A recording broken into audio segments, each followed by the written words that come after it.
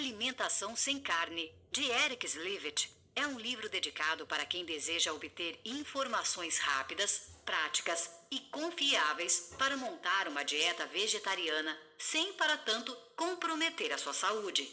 Slivet é um mestre em nutrição formado pela Unifesp. Além de médico, é especializado em nutrição parental, enteral e nutrologia. Você aprenderá quais são os principais cuidados a observar ao aderir a um regime alimentar que prescinde de carnes. Ficou interessado? Então ouça em 12 minutos como garantir a segurança de uma rotina alimentar sem esse tipo de proteínas. A botânica e a nutrição. Para que você compreenda o que deve comer em uma dieta vegetariana, é necessário, de acordo com o autor, conhecer os alimentos.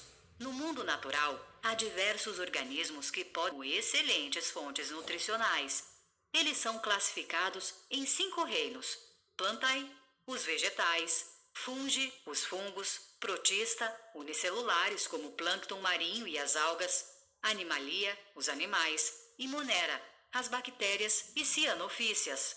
Os vegetarianos, obviamente, não ingerem alimentos oriundos do reino animal. Eles comem, principalmente, os provenientes do reino vegetal. Entretanto, desde uma perspectiva nutricional, existem diferenças substanciais entre as mesmas estruturas das plantas. Isso significa, por exemplo, que apesar de o arroz e a banana serem frutos, as suas características nutricionais são totalmente distintas. Por esse motivo, a nutrição deve modificar as classificações botânicas de alimentos, visando facilitar sua distribuição segundo as semelhanças nutricionais. Os guias alimentares. As avaliações bioquímicas figuram entre os parâmetros mais fiéis para indicar os níveis ideais de ingestão dos nutrientes, assim como informar acerca de outras funções orgânicas que se vinculam a cada alimento. Mesmo que, por exemplo, os seus exames apontem para um estado de normalidade, o seu fígado e a sua tireoide podem estar comprometidos, sobretudo se houver deficiência em vitamina B12. Por conseguinte, é possível modificar o mau funcionamento dos órgãos mencionados, corrigindo as quantidades de ingestão dessa vitamina.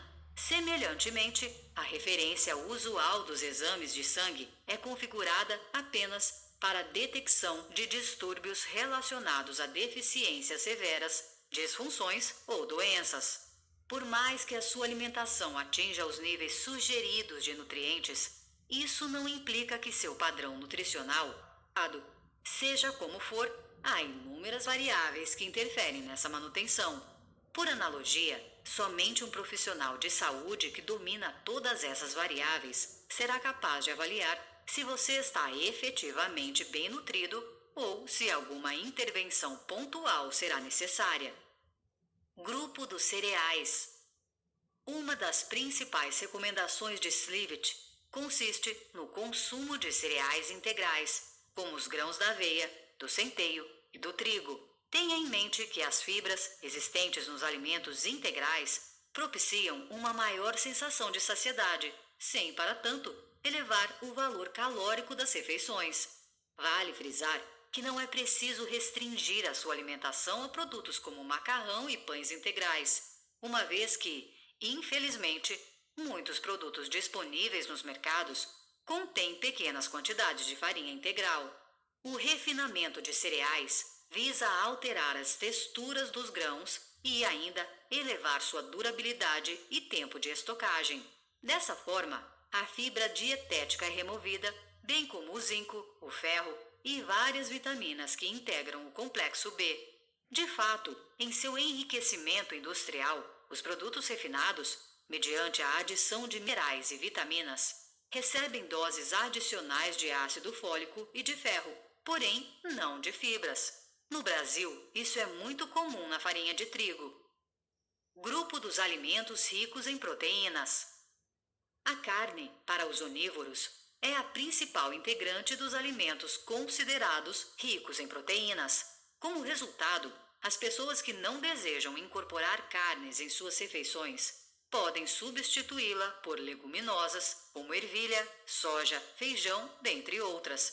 Afinal, o autor assegura que os feijões são tão vantajosos para a nossa saúde que devem ser ingeridos mesmo se você já dispuser de outras fontes proteicas em suas refeições. O DAEU, sigla inglesa para Departamento de Agricultura, órgão governamental dos Estados Unidos, estabelece que as ervilhas e os feijões fornecem tanto proteínas, zinco e ferro, quanto as carnes de peixe, frango e boi. Apresentam a vantagem adicional de servirem como fontes importantes de fibras alimentares, elemento ausente nas carnes. O feijão no Brasil é muito usado devido ao hábito alimentar de nossa população. Só que Slivit cita estudos que demonstram de que a leguminosa vem perdendo espaço nos pratos dos brasileiros. Grupo das hortaliças e grupo das frutas. As verduras, os legumes e os vegetais amiláceos, como batatas e afins, integram o chamado grupo das hortaliças. Nosso autor enfatiza a necessidade de priorizar as verduras, pressionando as variedades ricas em cálcio. Depois, os itens priorizados devem ser os legumes e, em último lugar, os amiláceos. Enfim, não se engane ao considerar que a sua dieta é rica em hortaliças por ingerir batatas. É fundamental comer a maior quantidade possível de legumes e verduras. Enfim, na pirâmide alimentar dos onívoros, os amiláceos compõem o grupo dos cereais, pois conta com altos teores de carboidratos. Só para ilustrar, os cereais são muito mais proteicos. De certo, nas dietas estritamente vegetarianas, não é indicado incluir vegetais amiláceos entre os cereais, principalmente em dietas ovo-lacto-vegetarianas. Caso existam laticínios e ovos no prato, tais alimentos devem ser tidos como integrantes do grupo de cereais. Por sua vez, o grupo das frutas inclui tanto as frutas desidratadas quanto as frescas e seus sucos. De acordo com Slivit, a melhor opção, sem dúvidas, é comer a fruta inteira, o que inclui a casca e in natura. Agora que chegamos na metade da leitura, vamos nos aprofundar nos conceitos fundamentais, conforme expostos pelo Dr. Slivit, tais como o grupo alimentar dos óleos, a utilidade das proteínas e do ômega 3, o papel dos lipídios em uma dieta vegetariana e os fatores antinutricionais que devem ser observados. Grupo dos óleos. Este grupo é formado por gorduras e óleos. Sua relevância reside no indispensável fornecimento de energia e ainda de 2 tipos de lipídios necessários ao correto funcionamento do organismo, mas que não são produzidos pelo corpo: os ácidos graxos ômega 6 e ômega 3. Não se esqueça de que você não tem que utilizar óleos concentrados em sua dieta. Comer alimentos in natura é o suficiente. Contudo, caso prefira elevar a ingestão dos óleos, Slivit indica as oleaginosas, pois elas são consideradas fontes de alta concentração. Tal recomendação pode diferir para as crianças, que necessitam de quantidades maiores de gordura em comparação com os adultos. Dessa maneira, ao eliminar a carne, um alimento gorduroso, da alimentação dos pequenos, utilize mais óleos de linhaça, de oliva, dentre outros, e abacate. Para que servem as proteínas? As proteínas são imprescindíveis para a manutenção e a construção de vários tecidos, ossos, músculos, pele e muitos outros, hormônios e enzimas. Caso não obtenhamos pela alimentação as quantidades necessárias, nosso organismo começará a degradar a musculatura a fim de usar as proteínas que estão ali. A princípio, quando essa falta é crônica, então os músculos passam a ser consumidos em ritmo acelerado, ocorrendo perdas progressivas nos órgãos corporais, cujas atividades e massas são severamente afetadas. Ademais, a produção de hormônios e de enzimas tende a diminuir. Por certo, nas crianças podem aparecer problemas no crescimento e no desenvolvimento das funções cerebrais. De modo geral, o indivíduo com deficiência em proteínas apresentará apatia e um indesejável acúmulo de líquidos corporais, edema. Além disso, Danos como a redução no crescimento dos pelos e alterações na coloração também são esperados. Em segundo lugar, a função imunológica é comprometida pela deficiência proteica, gerando maiores riscos de infecções. Ômega 3. Essa é a gordura mais importante, e para entendê-la, é necessário conhecer um pouco mais sobre os lipídios. Em temperatura ambiente, os lipídios sólidos são chamados de gordura, enquanto os líquidos recebem a nomenclatura de óleos. Primeiramente, a maior parte das gorduras é de origem animal, excetuando-se a gordura de coco. Nesse ato, o processo industrial de hidrogenação, que é a eliminação de grupos insaturados por meio da adição de variadas quantidades de átomos de hidrogênio, faz com que os óleos vegetais se tornem sólidos quando expostos à temperatura ambiente. O resultado é a produção de gordura hidrogenada e de gordura trans. Esta apresenta efeitos nocivos ao organismo. A depender da estrutura química de cada tipo de gordura, ela será classificada como insaturada ou saturada.